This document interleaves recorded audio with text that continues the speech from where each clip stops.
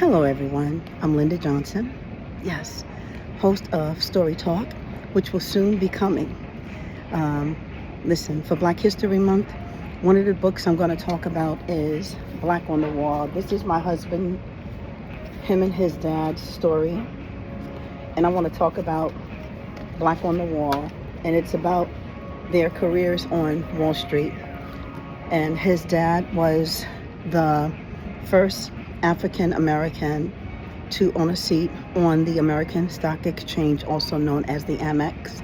And my husband and his dad, him and his dad, are the first and only two men, not to mention that they're both African American, to both hold a seat on the New York Stock Exchange at the same time. That's history. And when you read the book, you're going to find out a lot of things that they experienced, a lot of things that they endured, a lot of things that made them the men that they were in business, and how they navigated their way through the corporate America arena as Black men. Yes. Need I say any more? Listen, Black History is the month of February. February happens to be the shortest month in the calendar year, but we are going to make the best of it. Yes, we will. We will make the best of it, and we are going to take advantage of every single day. Why? Because every day matters. Every day of your life matters. Every day of my life matters. Every day of our lives matter. I'm so excited because I think that Black History, there's a plethora of events and readings and materials and tellings of stories and retellings of stories that we talk about during this time in our history. I think it's important that we know our history. Yes, Black history is important. When I was in high school, I never forget we studied doing global history. We studied all of the continents. We studied Asia, we studied Australia, we studied Antarctica, we studied North America, we studied South America, we studied Europe, of course, and when we got to the last continent of Africa, my teacher said to the class, well, class, mind you, I'm so excited, just couldn't wait to find out all about Africa. And my teacher says, Africa, the only thing that we can tell you about Africa is known as the Dark Continent. The Dark Continent. Can you believe it? I couldn't believe he said it. So, of course, me being me, and anyone that knows me, history happens to be my favorite subject. Always has been. And so I raised my hand and I challenged my teacher. And I was one that was, pretty much reserved and laid back. But when it came to a subject that I loved and, I had an interest in learning, I asked him, I said, his name was Mr. Pollock. I can call his name out. Everyone knows the story, knows. But I said, Mr. Pollock, how can you tell this entire class that Africa is known as a dark continent and Africa has no history? We are history. I am history. Anyone who has descendants and ancestors that came from the motherland, we all have history. And our history was erased. But I want to say who it was erased by, because I'm around people in a corporate place. But I will say that it's important that we take a deep dive into our history. Parents, grandparents, great-grandparents, we have to teach our Black relatives, our Black family, our Black friends. We have to teach them Black history that has been swept under the rug, wiped out, disregarded, and all the way done away with. And if you don't tell your story, listen, you have a story and I have a story, or someone that you know has a story. But I am a strong believer that the story you need to write is the one you've always been afraid to tell. Listen, Black on the Wall by T.W. Johnson, who is my husband. This is a story that really, really tells you a lot of history of what a Black man and his son went through on Wall Street. So I'm just going to read this. This book is a tribute to your dad. This is what Dick Grasso wrote, who used to be the former chairman and CEO of the New York Stock Exchange. And he said, this book is a tribute to your dad. He's talking about my husband, Thomas. And just to give you a quick history, my late father-in-law's name was Pastor Thomas Johnson III.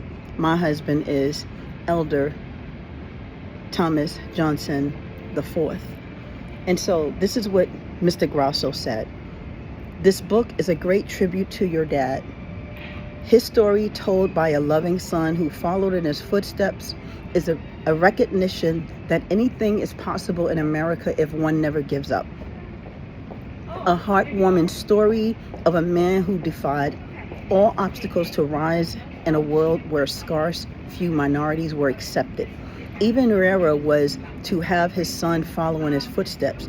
This book is a beautiful account of a father and son who loved each other dearly, rose from the bottom to the pinnacles of their profession, reached back to mentor others from the minority community in pursuit of Wall Street careers, and devoted their lives to God and family. Love to all. Dick Grasso, former chairman and CEO of the New York Stock Exchange.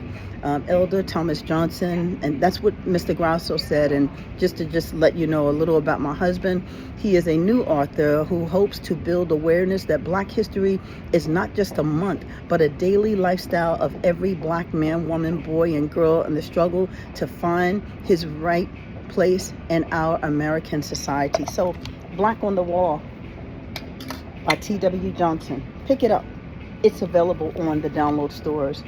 And this also made #1 on Amazon, an Amazon bestseller. So yes, Black on the Wall. I want to read something quickly from the book to you guys, but it's pictures in here, pictures that really tell the story, shows you the story. This is in chapter 5, and it says, "My story is my truth, a Black man working on Wall Street." Describing my initial impression of the New York Stock Exchange is something I would illustrate as controlled chaos, which is nothing further from the absolute truth.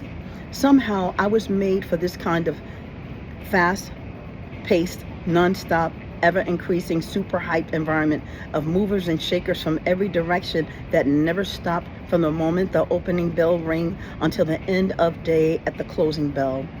You must be made for this kind of controlled chaos, because if you weren't able to handle the pressure and get past the initial day on the job, you would drown or be buried, wallowing in your pity of slowfulness.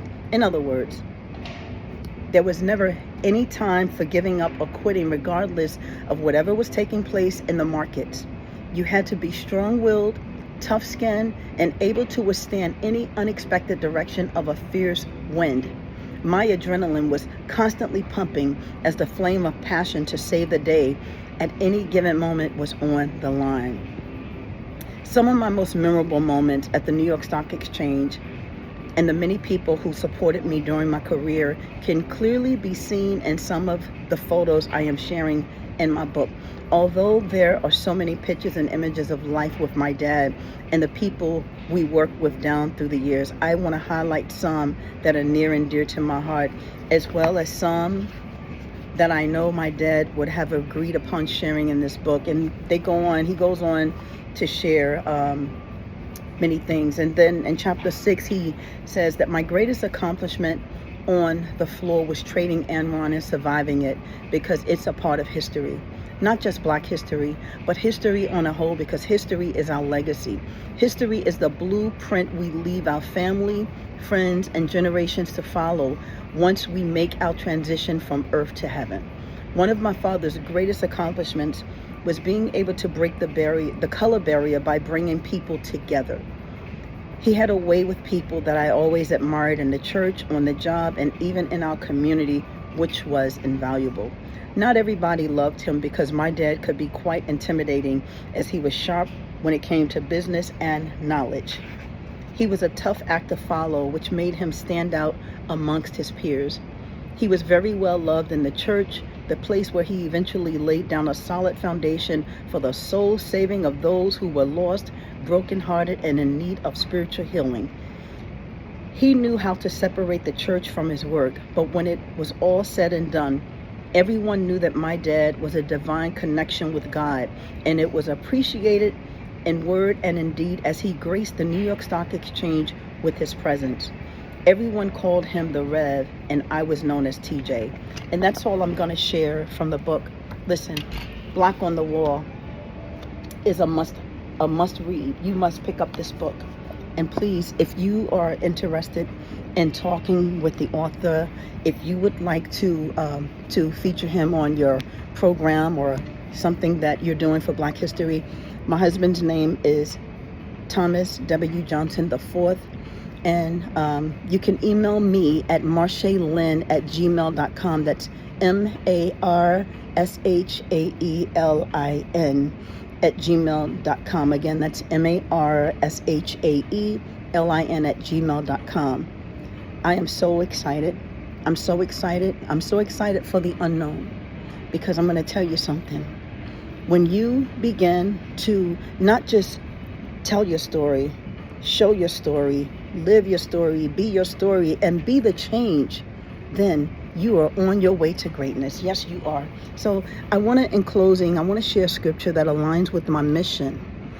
For positive thinking will make you happy, which is found in the book of Philippians chapter 4, verse 8, that says, finally, brethren, whatsoever things are true, whatsoever things are honest, whatsoever things are just, whatsoever things are pure, whatsoever things are lovely, whatsoever things are of good report, if there be any virtue and if there be any praise, think on these things. And those are all positive things.